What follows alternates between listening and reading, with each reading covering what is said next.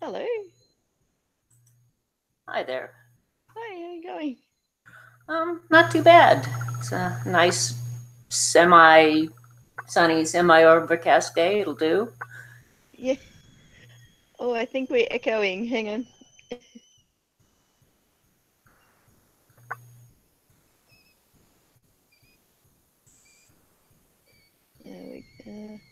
Can you hear me? Yes, I can hear you fine. Oh, good. Sorry, I was just echoing in. Okay. We're a little bit early, but I thought I'd just start it and wait for everyone to jump on. Yeah, no problem. Yeah, yesterday was a bit rainy and it got a bit chill again, but that's Tasmania for you. Yeah, that's it. You haven't got any creatures with you today? No, he's here. He's just bouncing about. Yeah. He's just getting to the point where he's not so sure that he still wants to be bottle fed. I mean, he likes the formula, but he doesn't like the handling. Oh, okay. So, which is good. I mean, they're supposed to be wild creatures, so I don't get too upset when they all of a sudden start to go a bit feral on me. But you never know. He might come around for a bottle later. Yeah. Excellent. So I was going to say he's allowed the free run of the house at this point. So he's in the kitchen. Excellent. I think Probably. we've got a few people watching, but Okay. I'm not sure if people are going to jump on.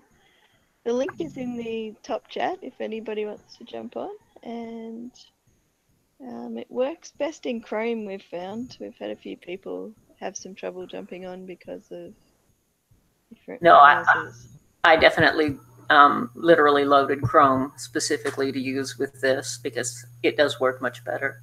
Oh, excellent! Yeah, yeah. I think there's a plugin or something you can get on other browsers, but yeah, I don't think it's as successful getting people on. Well, no drama having a second browser on a desktop. Plenty of room. Yeah, that's it. That's it. Say hi in the comments if you're watching. It'd be nice to know who's there and if you have any questions or anything. I'll try to keep across all the chats. Yeah, I had a few topics just as ideas today. But what have you been seeing in the media and what's going on in your world, Laurie? Well, the thing that's popped up here in Tasmania is that there is, and it's still very early days in the process, but the Greens are going to put forward something that will allow parents not to enter a child's sex on their birth certificate. I saw that. Yeah. Look, I know that the trans person who's behind this have run afoul of Martine in a few other ways at a few other times. Yeah, I don't think it's going to go through. The Liberals who are in government are not for it.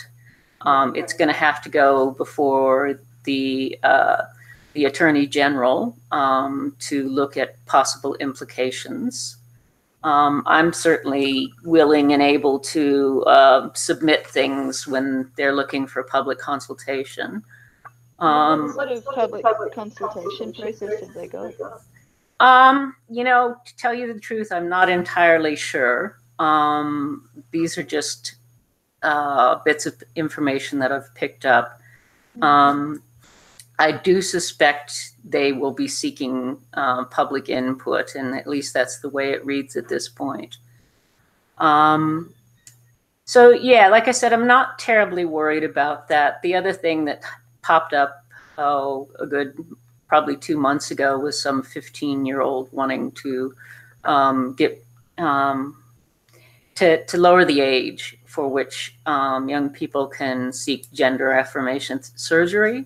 Oh, and in truth, I'm not really sure where that one's going and whether it just related to that particular individual or not.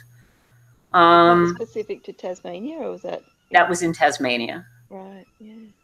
So Is there again, quite a push down in Tassie for not, this agenda? not, yeah, not really. Look, we are a little bit of a backwater, and in sometimes that's a good thing. It's not like I don't know transsexuals here, nor is it possible to go on any of the lesbian dating sites and not find transsexuals on there. So it's not like all the transsexuals are in Melbourne or Sydney. No. But yeah, so it's like I said, those are the kind of things that I've noticed. On the other hand, because we do tend to be a little out of the loop, it's probably easier for someone to make the case that, as they're trying to do everywhere else, that this only affects transsexuals. It doesn't affect anyone else. And again, I'm more than happy to show up with, reams of documents showing how much it does and what it means to fundamentally change society's definition of male and female. So, yeah. It's an interesting thing to talk about it in terms of that it's not that feminists are against trans people in general. It's more the trans rights activist agenda and how that affects women in law. Do you have any thoughts on that you want to talk about? Because I find that especially when radical feminists talk about the trans debate, it can get into really sticky territory where individuals are arguing against each other, but really what radical feminism is looking at is the root sort of argument in this case, which is raising women's rights and erasing the actual word woman and erasing lesbians and their experiences and things like that. So just step back a few. Patriarchy is the dominant paradigm. Yes. Precisely because it's very good at recuperating the seemingly transgressive back into itself. Okay. Every social movement that started out about liberation ends up being sucked back into the fold. Yeah. And the way that happens is they look, and this is not intentional, it's not a bunch of old men sitting around in a boardroom. It's that society itself privileges those aspects that benefit men and punishes those aspects that try and liberate women. And so within the transgender movement, you had some very clearly transgressive people, but you also had a cadre of hangers-on who were mostly fetishists. Yes. And as the movement grew, it was very quickly taken over by the fetishists because they are the ones who were going to get public accommodation. They were the ones whose desires were in line with patriarchy in general. And therefore, the more they came out in terms of men's sexual freedom and against any women's concerns, the more power they got. And that's how things happen. That's how things steamroll from being transgressive to being totally recuperated within the dominant paradigm. So yeah, I think it's necessary. It's like, I forget who said it decades ago, that men will say that if women organize, they'll organize. And that while men are already organized, it's called the establishment. Yeah. So while we're out here actively and theoretically and hashing it all out and talking it all out, all men have to do is let society take its course. Just continue as normal. Yeah. Yeah, I mean, that's why patriarchy stays in power. That's how any dominant paradigm remains dominant, is that the whole system is geared to uphold its values, to uphold its objectives. I think that's a really good point in that it's not a bunch of people conspiring in the back room. It's just if nobody says anything, it will continue the way it Yeah, is. it's business as usual. Yeah, yeah, and because I've seen in the media with the huge amount of women murdered in the last 3 weeks, that there are men popping up in a few different spaces, sort of saying we need to do better and we need to have these conversations. What do you think of that? Do you think that, given that not speaking and just leaving everything as it is will maintain the status quo, do you think men have a role in this to speak out, or is that kind of Of course they do. The only thing that will change men is men. yeah Yeah, but again, I'm 55, 56 in a couple of weeks. I've seen this. I've seen this all before. As I like to say, this is not my first rodeo. Um,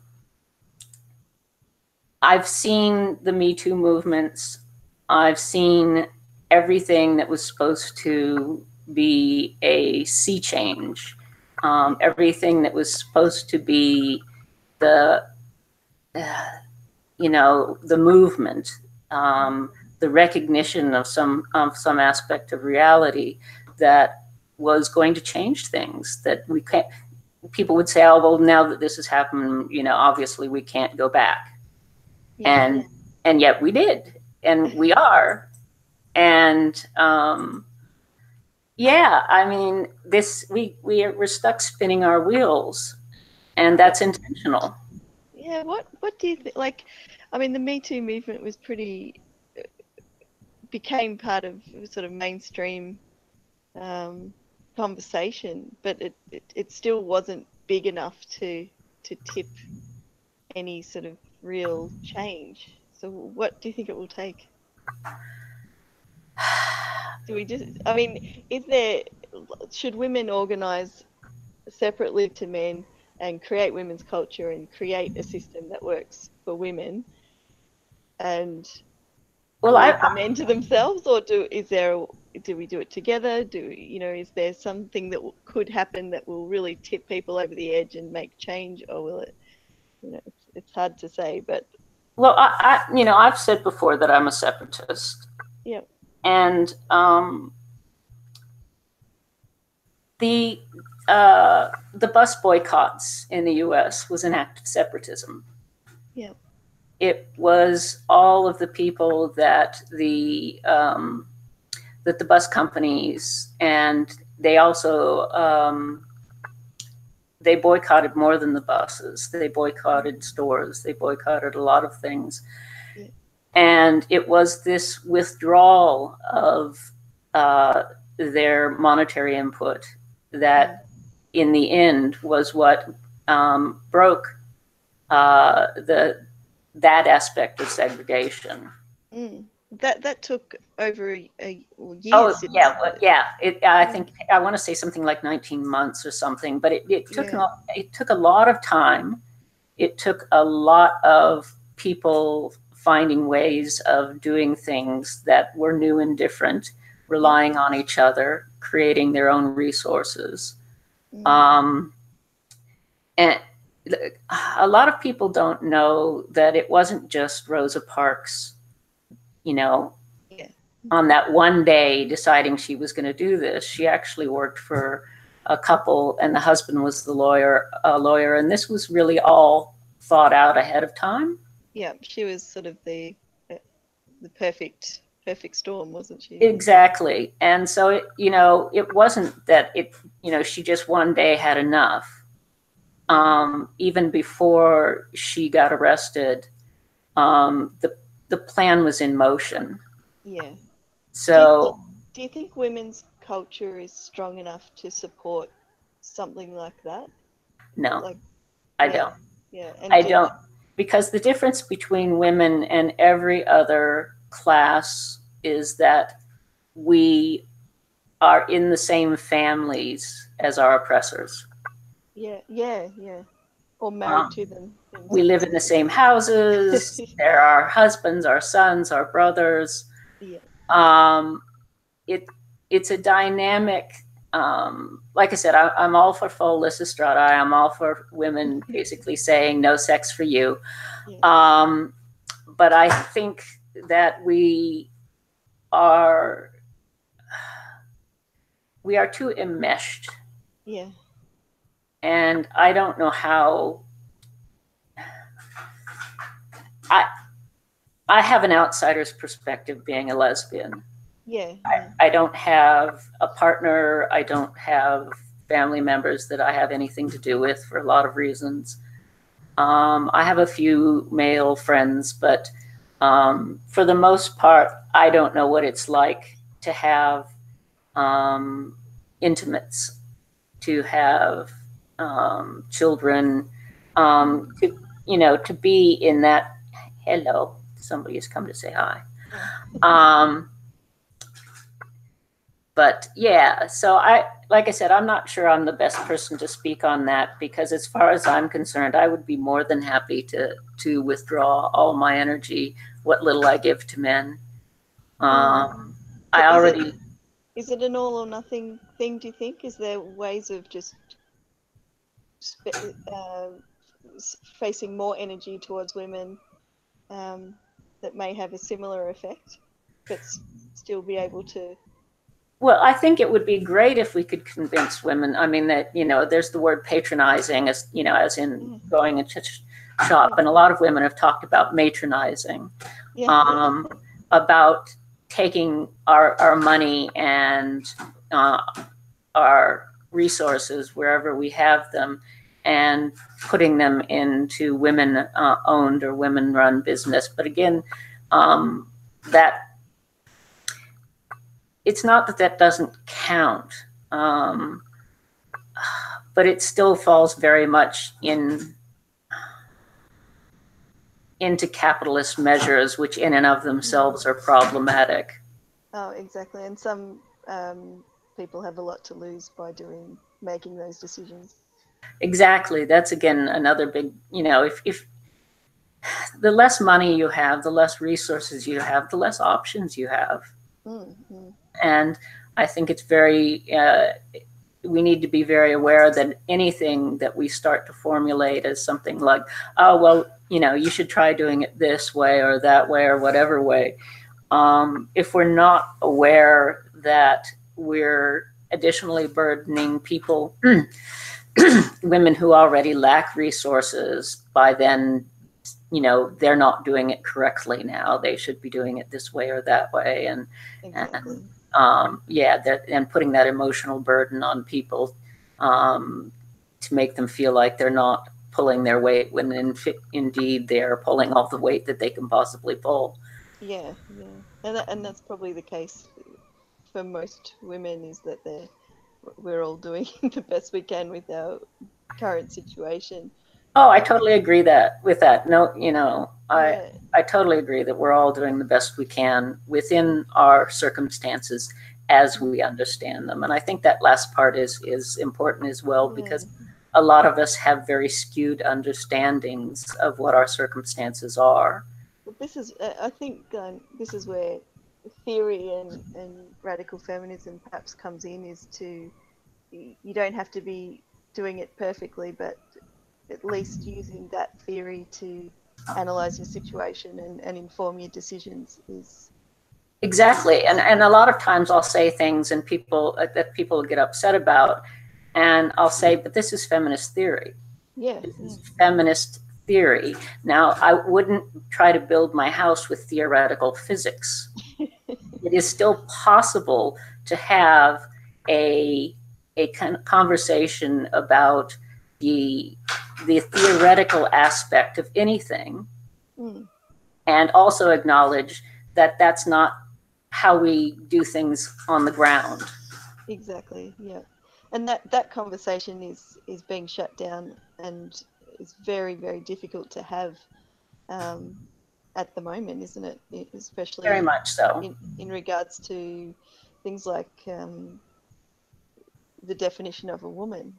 Just the conversation about it can be considered hate speech and transphobic and what have you. So. This again is very much aimed at feminism because you know, people have made the point that if people say, well, I'm a feminist and this is what feminist means to me, but if you said, well, I'm a Marxist, but I believe in capitalistic like pursuits, like, well, no, you don't really understand what Marxism is, now do you?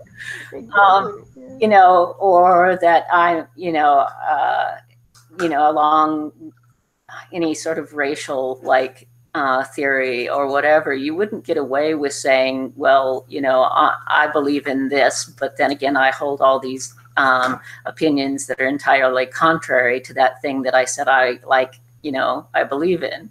You only get away with that with feminism. You only get away with saying, I'm being talked to. He does when he wants attention. Oh, I see.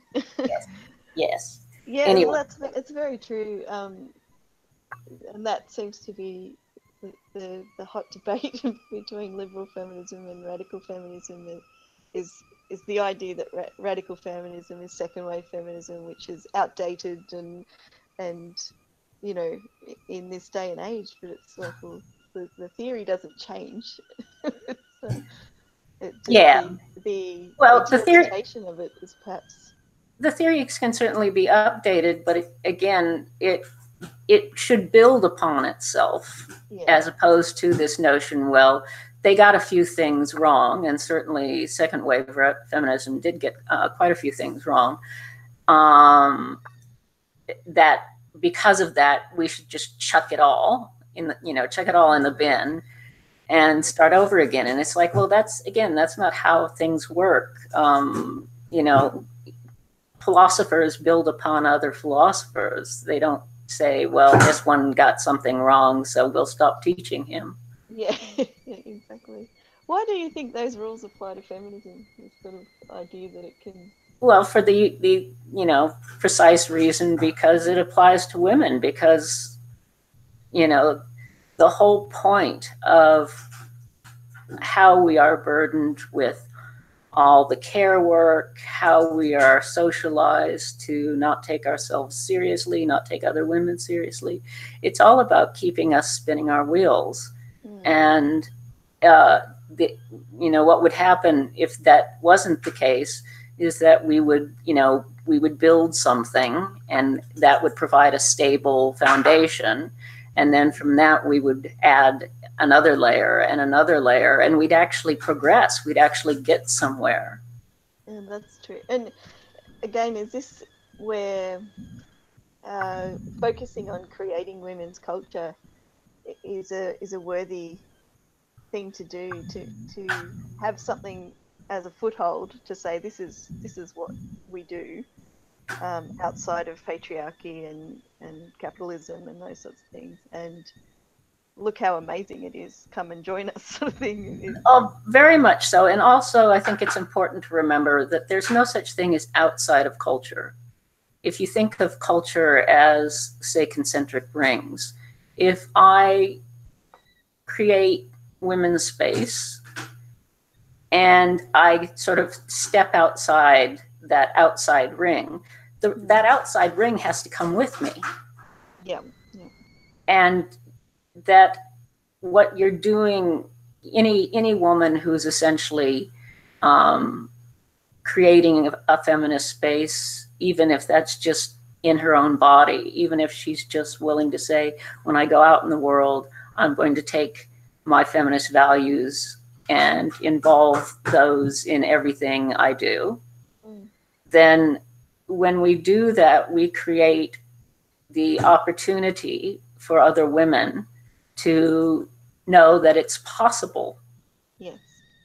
Because once we create something and it's there, then it becomes a possibility. Before it's there, it's not a possibility, especially for a lot of women who haven't been exposed to the readings or the theoretical aspects.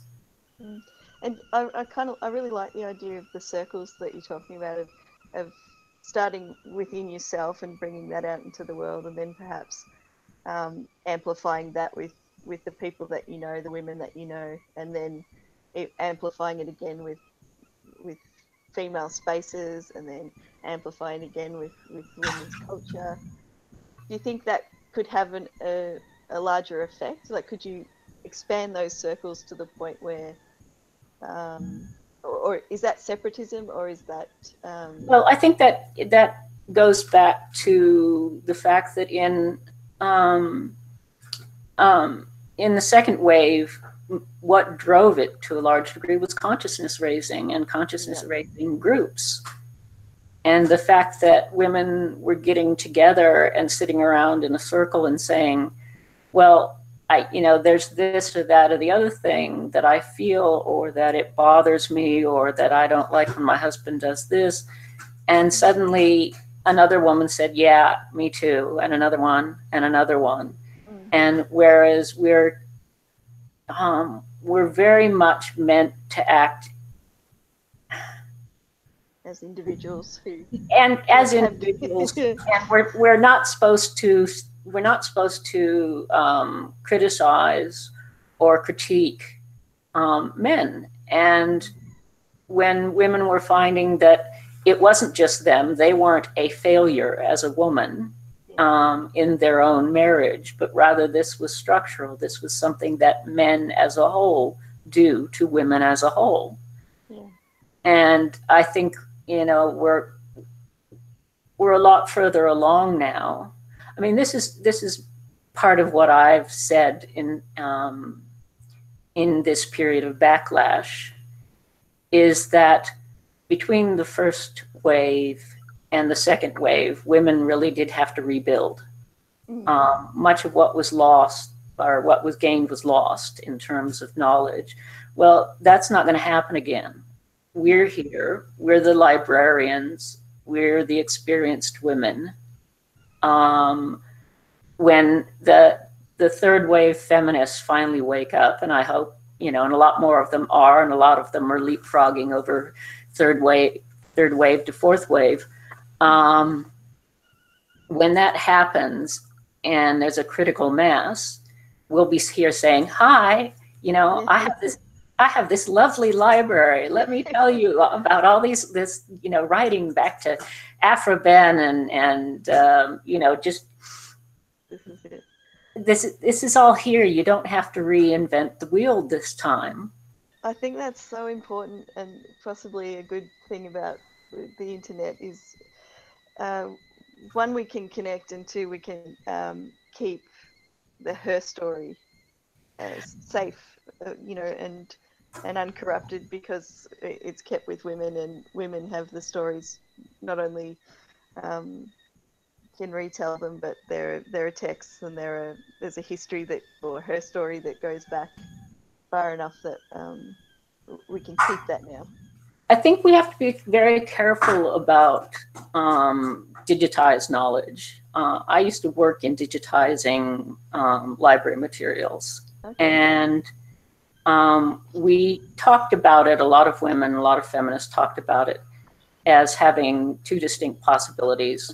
One was that we would be able to take these very obscure texts and digitize them and get them out to a wider audience, and how great that was. The other one was going to be that we would actually start to lose paper text, because the thought would be that we're digitizing everything, and therefore libraries don't have to hang on to actual paper text. And that because there would be this bottleneck of people deciding which texts are worth digitizing, and that those people would largely be men. Yep. It was very possible that we are actually going to lose the original texts and not have a digitized version of them. I think when you look at something like Wikipedia, of which 93% of their contributors are men, Now, I was an early adopter of Wikipedia, and I was doing a lot of things relating to Tasmania flora and fauna. And the largely young men who were contributing were just so awful. I mean, they really were, and they would do things like if I was going to move around someone's photo, I would move it at the very least into an album on that page, whereas they'll just take yours right off. Oh wow! Yeah, no, they'll just, oh, here's mine. Mine gets pride of place, and yours gets chucked. And because I understand the process, and I understand what a type species is, and I understand that the process is supposed to prefer the type species, and because I live in Tasmania, we have a lot of type species, which is to say, Europeans got to Tasmania first. They saw the superb fairy wren here first, and therefore that is the type species. Yeah. If that makes sense. Yeah. And so I have an abundance of type species here. And so I would put those in the little box, where the type species go. And within a couple of days, it would be gone. Oh, no. And it's just this pissing fest. Yeah. And this whole thing with them, removing turf pages, changing the wording around things like Tara Wolf, who was the one who punched Skepticat, changing the wording from him being convicted of an assault to some sort of I think it ended up saying something about some action or something. But anyways, they are quite deliberately changing the wording of things to reflect their particular masculinist values. Oh, absolutely. I think this is why I think we need to create women-only spaces that collect this information physically and electronically. Yeah, well, again, there is like the Women's History Archives. There are places that are hanging on to the physical material and hopefully digitizing it as well. It's nothing. No technology is going to save us. There's no technology. We can't rely on the mainstream to do it for us, but if we but the whole idea, and a lot of futurists are invested in the idea that some technology is going to come along, and that's going to be what saves us. And it's like, no, because technology is as flawed as the people who operate it. Of course, yeah. And getting back to consciousness raising, do you think that the Me Too movement has sparked a bit of that? I think it definitely has made a huge difference to women who were feeling alone and isolated in their own victimization. Mm-hmm.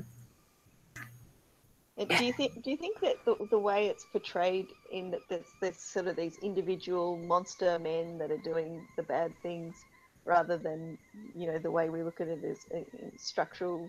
Sort of no, that's definitely Is that sort of a psychic way of still separating us very from much each other and not letting us talk in the form of sort of consciousness raising, whatever that may be these days, or it still is. I still have a group where we do consciousness raising, and it's so important. It once you get that sort of consciousness raising groups going, you can then build on that to do activism. I think there's so much talking that needs to be done, and so much debriefing about living in the world as a woman, that I think consciousness raising is so important, and I wish it would be part of every woman's life. Look, the monstering of certain individuals, it's just like, hello, somebody is being really squirmy. Did you want up or not? that it's, you know, it's like the notion of the stranger rapist. Yeah. Everything that, you know, women have to fear is not men in their own lives, but these, you know, these monsters, and that we can say the Harvey Weinsteins, we can say, well, you know, the Bill Cosbys, that it's just these few bad individuals, and it's not something that we as women have to think about in our own lives, because if we start to apply that knowledge that just men, you know, just any men could be the ones who not only are violent and predators, but that all of that activity exists along the spectrum, where most men are doing at least a part of it. Yeah. Do you think that, does it play into, or not, like, do you think men struggle to, like, the monster narrative suits men as well, because they struggle to see themselves as participating? Oh, very much. I mean, culture. The number of men who essentially are rapists, who have, there's a researcher at, is it UCLA, I think, Neil Malmuth, who did studies years ago. And one of the things he did was, you know, do surveys of men before and after watching porn and see how that changed their opinions towards women. But another thing he did was he did these surveys of young male college students. And one of the things he asked was, had they ever raped someone? And of course, the answer to that was fairly low. And then he changed it in the surveys to, have you ever forced someone to have sex? And then I think he got about a 20% response to that. Yeah. So men are quite well aware that they, when it comes to sex, they are manipulating women with force. Mm-hmm. Oh, and I think that's something Jermaine Greer's been talking about a lot, of just this sort of, it's almost rare for this sort of monster man in the alleyway, violent rape sort of thing happening. It's that the thing that is most damaging to women is this sort of ongoing relenting to a well-known partner, you know, that it was really damaging to women's everything about themselves, is having to deal with this sort of,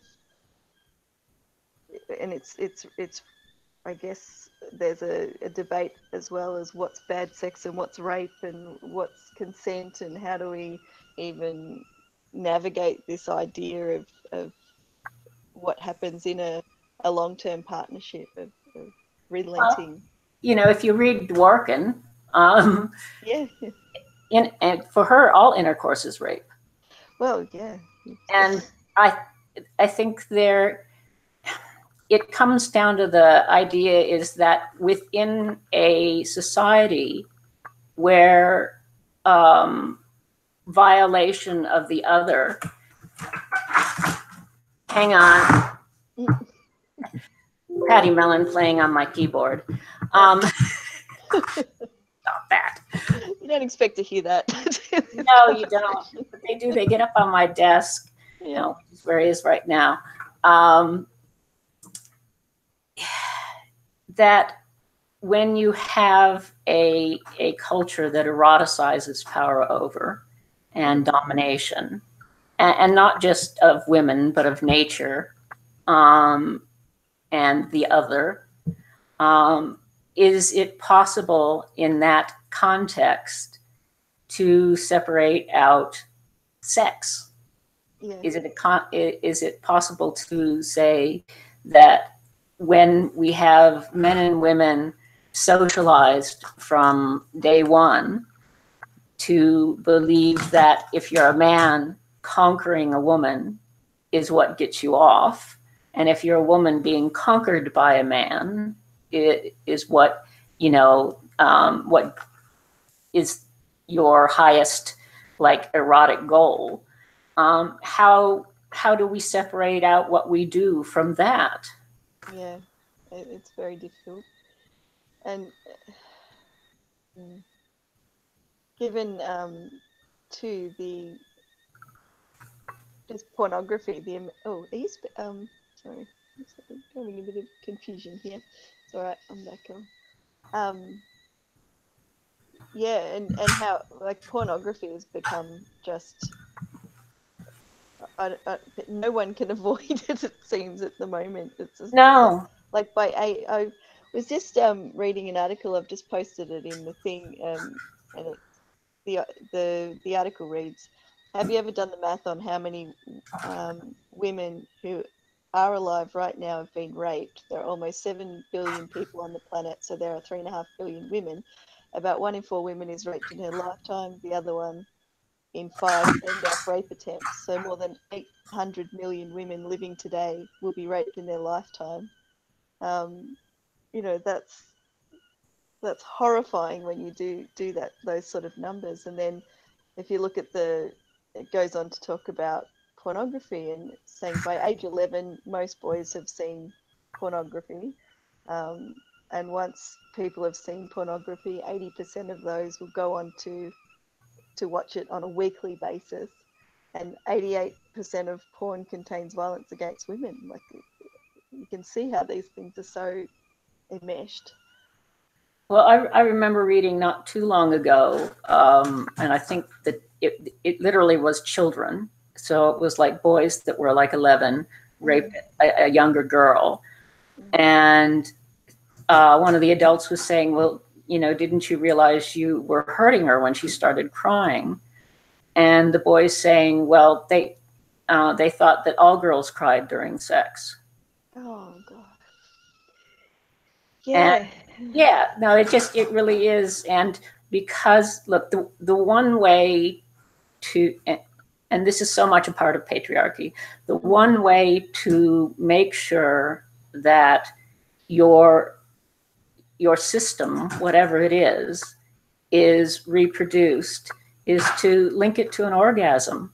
Yeah. So if power over, and again, patriarchy and capitalism work to exploit the planet to the benefit of the patriarchs, those men at the top, and to the detriment of everyone else. And what better way to create a foot soldier for patriarchy than to link destruction and control and all of those things that we might otherwise step back and say they're not good things. The way to make sure that men will take on this philosophy and be proper little cannon fodder is that you link that to an orgasm. And so men learn yeah, exactly. And once you've created a fetish object, or once you've created this predictable reward system, it's very hard to change. And men are and you have to keep upping the ante. And so many men are becoming impotent because they watch so much porn, and they have to keep watching more and more violent porn. They have to keep introducing new and more horrific aspects to get the same hit that they were getting early on off of, less violent porn or less controlling porn. And yeah, no, it's quite frightening. It really is quite frightening. Well, the amount of pornography being uploaded and being watched is terrifying, really. It is. But I also remember that way back when, before everybody was on the internet, pornography was still more profitable than the entire movie and radio, television industries combined. Yeah. It was still more common than McDonald's. There were more porn shops than there were McDonald's. I mean, this is stuff I remember from, you know, the early 80s and reading all of this stuff about pornography and all the studies that were being done. Yes, it's much more widespread now, but it never wasn't. Yeah, yeah. I mean, my grandfather had, you know, his stack of Playboys under his desk, and he had playing cards with naked women on them. And, you know, my stepfather had his penthouse in his, you know, drawer next to his side of the bed. So it never wasn't something that men were engaged in, and by extension, children were being exposed to, because we always knew where people, you know, everybody hid things in the house. Yeah. So, that's such a tough one. Like there's no way to stop that. It's so huge. So, yeah. What are your thoughts on that? How do you teach boys that is not something worth even engaging in? And women, I suppose, women. Yeah. I don't know, because again, it's tapping into something that's so primal. It's tapping into sexual gratification. I mean, it's like, you know, how do we teach people not to eat fast food? You know, they know what you know, they have scientists and they are looking at, you know, fat and salt and sugar and all the things that tap into very atavistic parts of our brain in terms of the reward system. Yeah. Yeah. You have to really just opt out. I hate to be a big bummer, but you know, there's days when I'm really, you know, I'm rooting for that giant, you know, and not in the Australian sense of rooting. I'm rooting for that giant asteroid. You know, we've had a good run. Just total annihilation of the human species. Well, you know, and again, because I have such varied interests, one of the things I'm interested in is plate tectonics and volcanology, and the Yellowstone caldera is basically the entire park. For years they were like, why can't we actually find the volcanic caldera? Because obviously we're sitting on top of a volcanic hotspots with all the hot springs and the geysers and that sort of stuff. And some guy who was there, he was a scientist who's stationed in the park, saw some of the first aerial maps of the park, and he looked at it and he said, "Oh my God, the park is the caldera." Right.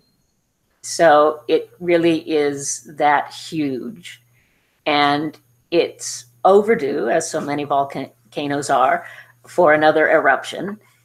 And if it goes, it's going to take out most of Western, the United States and Canada. Right. Yeah, so little things like that. They give you hope. Well, I mean, after Krakatoa, there were 2 years of such cooling because of the amount of volcanic ash in the air that in Europe they called it 1800 and froze to death. Yeah.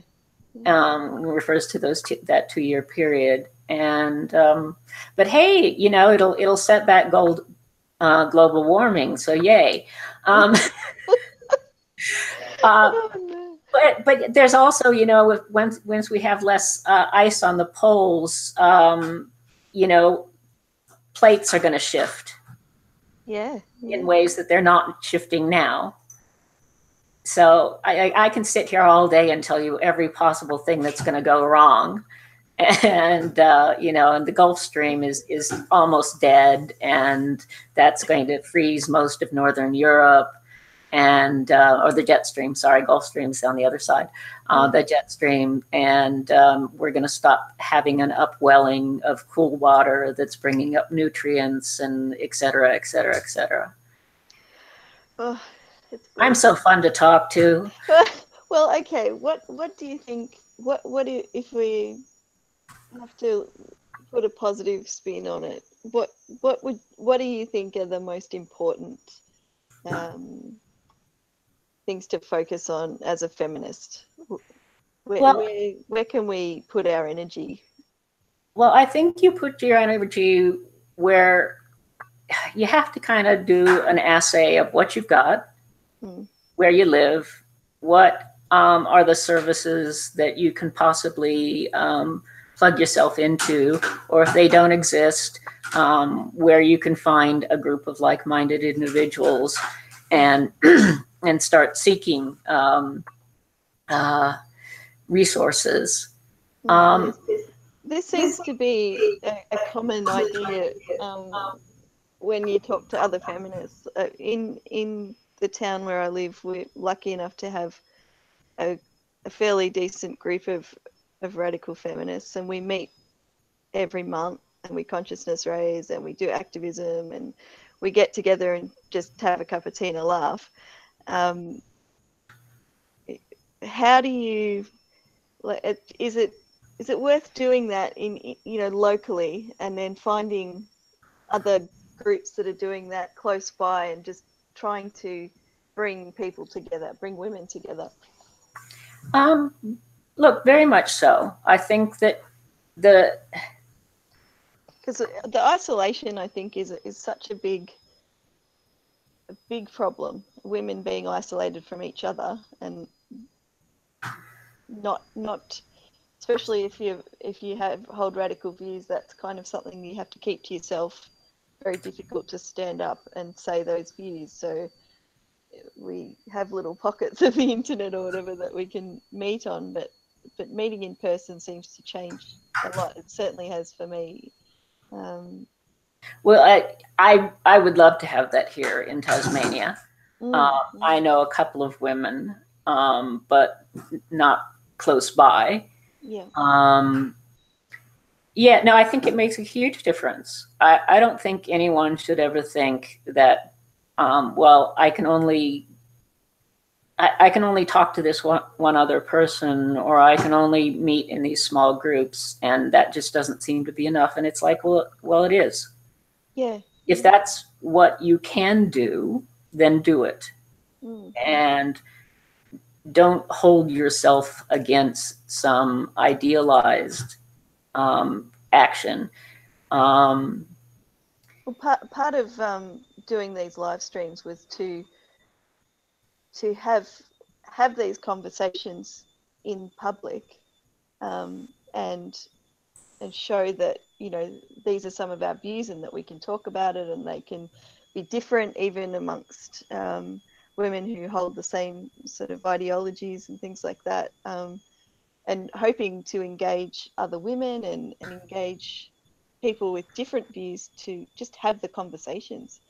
And do you think it's possible to hash that out, or is it too difficult to have those conversations? No, look, you put it out there. Yeah. You can't look.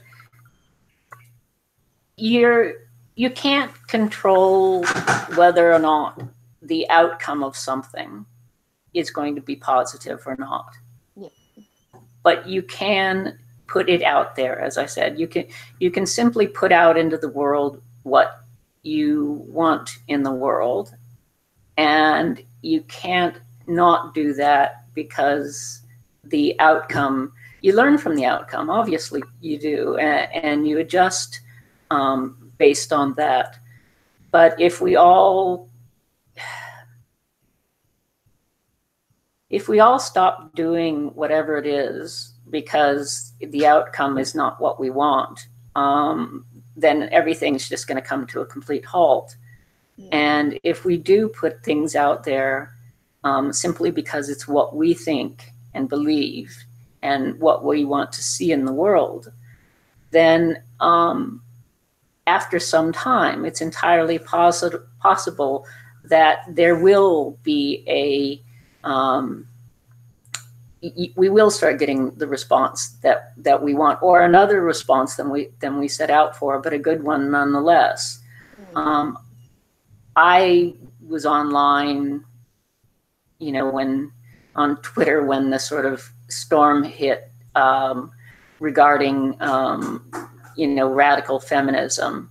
Yeah. And this was years and years ago, where before a lot of other women kind of finally clued in.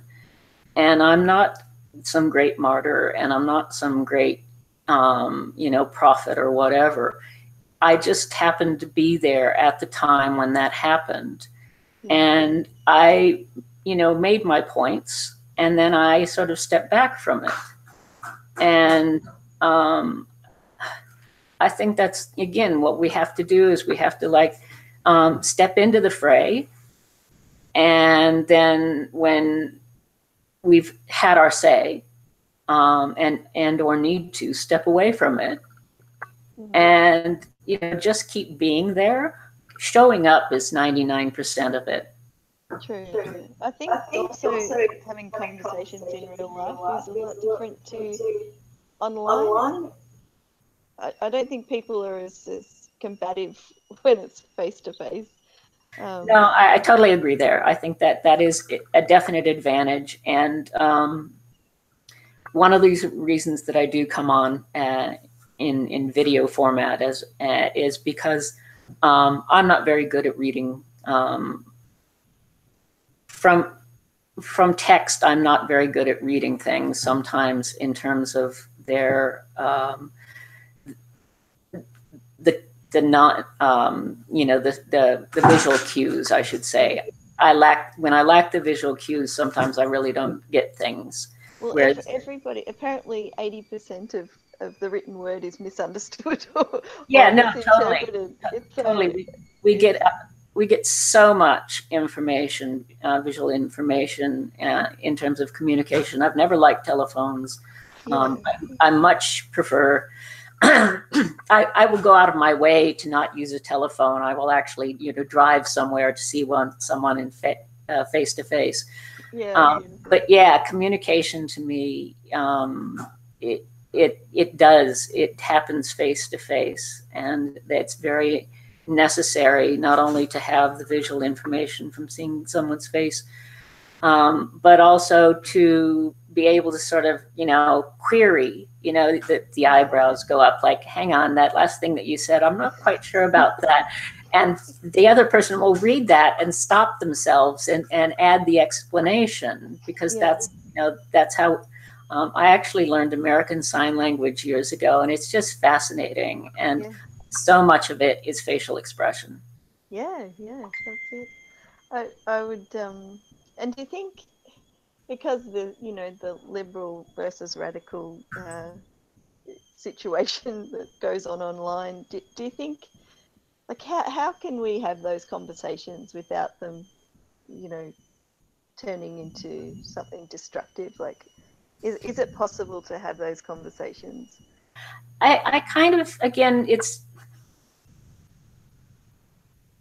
I know a lot of women in Tasmania and in Australia, and a lot of them are a fair bit younger than me, and almost all of them would readily use the word TERF and would readily support transgender people without really understanding all the arguments behind it. And so I kind of keep my powder dry, which is to say that I'm very aware that I'm trying to sort of inch them along. And therefore, there are a lot of things that I wouldn't repost or I wouldn't write. But then on the other hand, I do repost some things that I think are, that if they did read them, and of course, nobody has to read anything I repost, but if they did read them, it might sort of get them to think a little bit more about what they're doing and what they're saying. And, you know, and this is, I do make my place out here available as sort of a retreat. So anyone who wants to come by, anyone who wants to spend a few days or a week or whatever, and sit on the porch with a book, or, you know, whatever they want to do, that's fine by me. And I've had some of these women take me up on that, and excellent. And it's just that sort of thing. Like I want to be that nice woman they know who's there for them, who raises the cute patty melons, who has the the three-legged dog, who's that person who's kind. And I am genuinely kind. I don't go out of my way to fool people in that regard. It's my nature. And so, like I said, I do I'm wary of that, and wary of the fact that if I just kind of keep doing it a little bit here and a little bit there, and that one of my target audiences is obviously other radical feminism, because we need to reinforce for each other that we're here and we understand each other. But another target audience is these liberal feminists. Well, I think it was maybe Julie Bindel talking about, just have some manners. Like, you can still construct an argument without resorting to, dirty sort of tactics, because we're all human and we all are trying to figure this stuff out. And if you can, like you're saying, be a kind human and to other humans and just have those conversations that are non-threatening, maybe we'll get a bit further. Well, again, I'm not one to tone police. If somebody's angry, they're free to be angry. Absolutely, but I respect everyone's humanity. We all have that. We don't have to share anything else. We don't have to respect anything else about one another, but we do have to respect each other's humanity. Absolutely. And when you accord someone their basic humanity, even if they don't return it, if you accord that to someone, I think that's generally a good way about going about things in this world.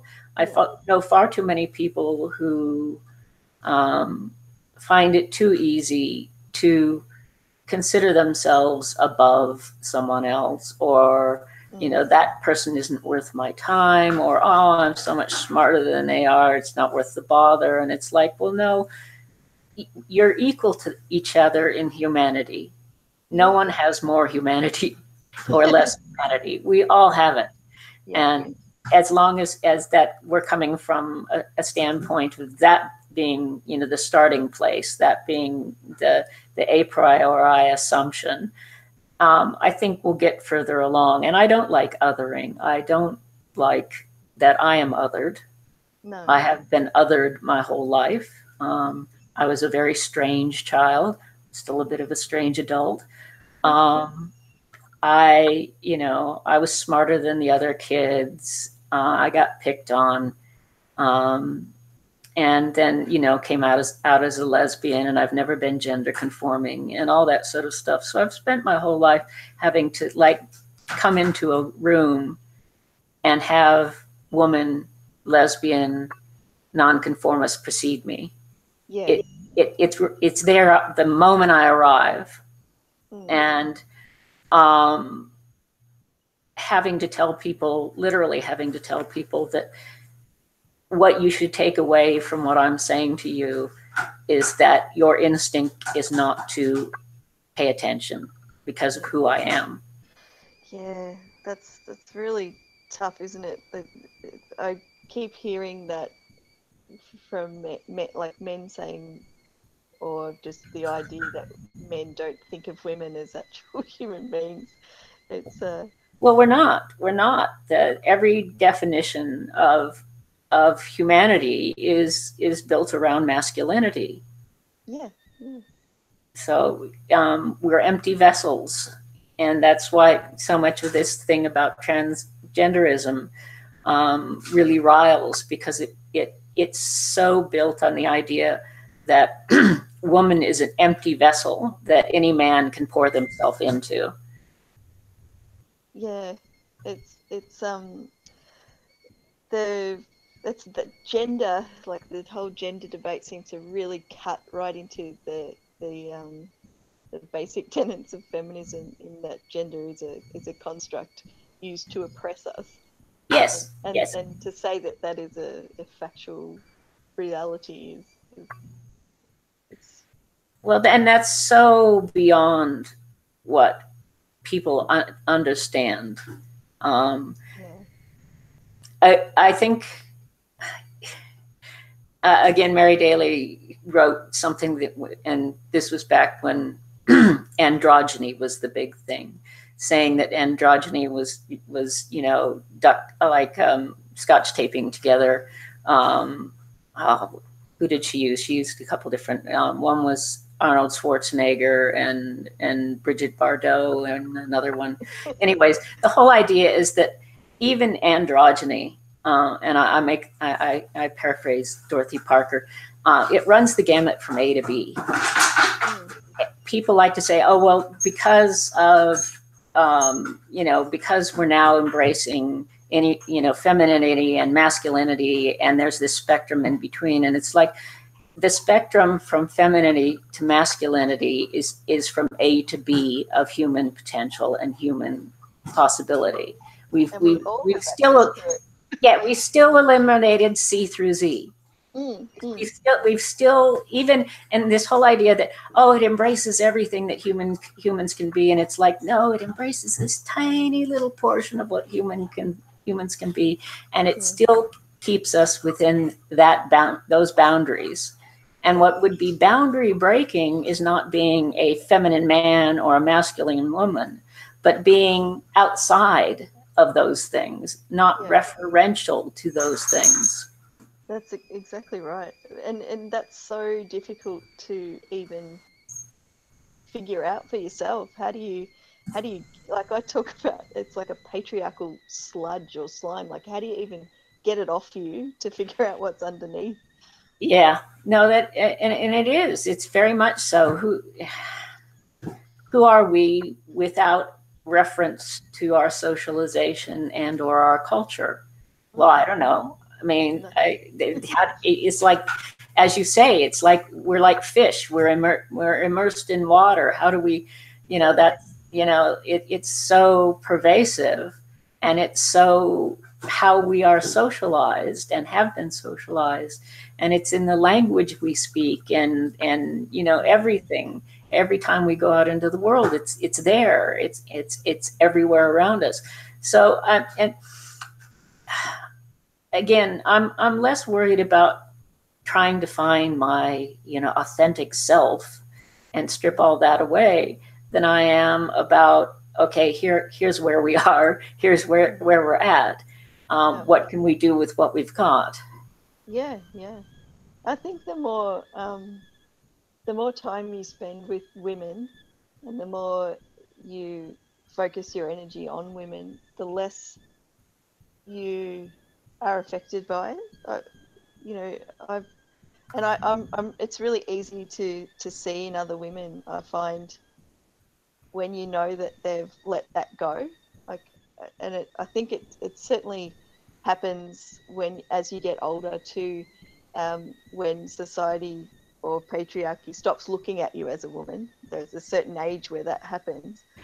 And yes. It's a beautiful, freeing thing. I'm of that age now where, I know no one's looking, so I don't have to even engage in that back and forth anymore. Yes, I just hit menopause myself. I feel good. Bloody wonderful. I'm well and truly a crone. Well done, me. Yay! Congratulations. But yeah, I agree. And celebrating that, and celebrating women, just I don't know what it is. It's finding that point where you no longer are compelled to engage. It's again, they say that men get more conservative with age because they go from being young men without much authority or money or whatever to older men who've managed to save up a bit and rise up in their workplaces, that sort of thing. And it's again obviously not true of all men, but they tend to get more conservative with age. And looking at the U.S. and like all the hippies and all the men who were in the forefront of that, and how they all ended up, corporate power brokers and Republicans and all that sort of stuff. Whereas women get more radical with age, because we go from being young and getting a lot of attention from men because of our youth, to getting older and being less desirable by men and less reflected. I mean, you look at TVs and movies, and you've got the woman who's playing the mother is only 10 years older than the man who's playing her son, and how older women are just, really removed from public life. And as on one hand, I think a lot of women really, they feel that as a loss, but on the other hand, we're definitely, it is liberating. And we do get more radical with age. We do kind of step back from the system and say, well, the system doesn't value me anymore. And that's, that just shows how fucked the system is. Exactly. I think, and to the conditioning, it was a thought I had the other day, that the conditioning you receive as a child and as a girl child, and further on to being a woman, to be, whatever patriarchy wants you to be, it kind of wears off too in your, late 30s, early 40s. And well, yeah, just after your sort of fertile years, it starts to wear off. And that's when a lot of women turn more towards women as well. Like, if you find women at that age, it's so amazing and so uplifting and so empowering and all those stupid words, but it can be really life-changing, and that's when a lot of marriages fall apart, and women just stop participating in patriarchy and find a whole new world. Yes, I agree. And again, I think, I mean, there is a lot of truth to some of the stereotypes, like, the catty younger women who are all competing for men's attention and that sort of thing. And once you get past a certain age, and again, men have sort of like turned away towards the next younger generation, women can turn around and say, well, I don't have to put effort into that anymore. And I might actually, like, rather than going out and trying to be seductive to men, I might strike up female friendships. Yeah, that's it. And it is a very freeing time, I think, if you perceive it that way. There are women who are just completely devastated and go and have plastic surgery and still try and plug themselves into the patriarchal machine. But it's yeah, I know. When I see women of that age who have turned away from it, it's so beautiful, and it's so I see women like that as just incredible. They just have this look about them that gives no fucks. Exactly. Yeah. This is my garden in which I have no fucks. So that's it. Yeah. And I think that must be terrifying to men. It is. That's why they turn back to the younger generation, because they're still under the spell. Very much a part of it. They don't want women who are experienced. They don't want women who have expectations of them. And you're right. I see incredible beauty in women who are just clear in and of them, they're in and of their own selves. That they're going to be out in this world, and they're going to be themselves, and they don't care. Yeah. Well, that's an hour that we've been chatting. How are you going? I feel like I could chat all day, but Oh no, I'm good. Look, again, I've mentioned it before, that because I'm physically disabled, I actually spend almost all day either in bed or in a chair. I unfortunately am very limited in the amount of energy and ability to get around. So I sit here and play with my patty melon. Hello. he's wrestling my hand at the moment. They get to about this size, which is a little over 1 kilo, and he has to learn to be a boofy boy. Yeah. So he's got both front feet wrapped around my wrist, and he's jumping up and trying to hit my hand with his back feet. And this is just, you know, every single one of them does this, and it's just something we do. And you know, the dogs are on their respective. Pepper, I think, is no, she's in the corner. Pepper, the greyhound, is usually on the couch, and the dog is usually, and Axel's usually on his bed in front of the sun, sort of thing. So this is how we spend our days, and it's not too bad. We manage. That sounds lovely. I've got a cat next to me, just trying to lie over the keyboard. Yeah. So I always find a way. I just think that's a lovely spot to finish up on, of women getting to the point of not giving Having a fuck no anymore. fucks. Yeah, Giving no fucks. That's I definitely recommend that to anyone listening. Stop giving a fuck about it. And again, you know, if you're not there yet, start out small. Give no fucks about one or two things and work your way up. I love it. I really like, I think that image is going to stay with me of the circles, of starting, you know, within yourself, get that radicalized within yourself, and then just slowly move those circles out as you're comfortable and as you're, you know, just, you know, get right up against the edge of that circle and take one foot and just, you know, step outside. Just one foot outside. That's all it has to be. Put the foot back if you don't feel comfortable. Keep putting it outside. Pretty soon you'll be able to put both feet outside, and then you can sidle a bit more. And the world has to go with you. Yeah. You know, none of us exist in an absence. Wherever we go, whatever we do, the world has to go with you. And just realize that even if it's hard for you, you're creating a potentiality for not only you, but for everybody else. Yep. And finding beauty and laughter and all of those things within that. Like, we can't be angry. We can be very angry. There's a lot of things to be angry about, but you also have to find the beauty and laughter in it all. I find the radical women that I hang out with, we laugh a lot, and it's a good thing. Well, you can't get through this without a sense of humor. Absolutely. It's always a pleasure, Laurie. I really enjoyed talking to you today. And you. Yeah. Well, we might wrap it up. I think might be a live stream next Thursday. All right.